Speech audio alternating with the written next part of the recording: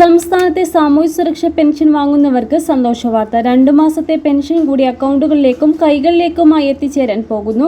ശമ്പളം, പെൻഷൻ, ക്ഷേമ പെൻഷൻ, മറ്റു പദ്ധതി ആനുകൂല്യങ്ങളടക്കം വിതരണം ചെയ്യുന്നതിനായി കേരളമടക്കം 5 സംസ്ഥാനങ്ങളിൽ ഇന്ന് 12,000 കോടി രൂപ കടമെടുത്തു.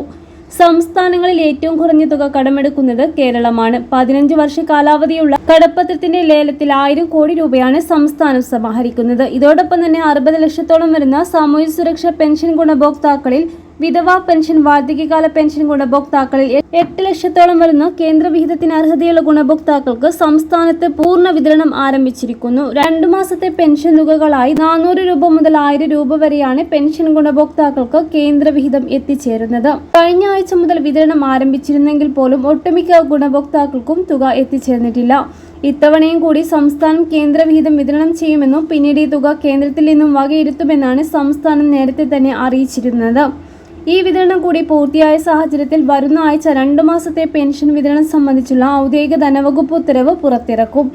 സംസ്ഥാനം കേന്ദ്രത്തോട് ആവശ്യപ്പെട്ടിട്ടുള്ള 5000 കോടി രൂപ വായ്പയിൽ നിന്ന് 3000 കോടി രൂപ വായ്പയാണ് സംസ്ഥാനം അനുവദിച്ചിട്ടുള്ളത്.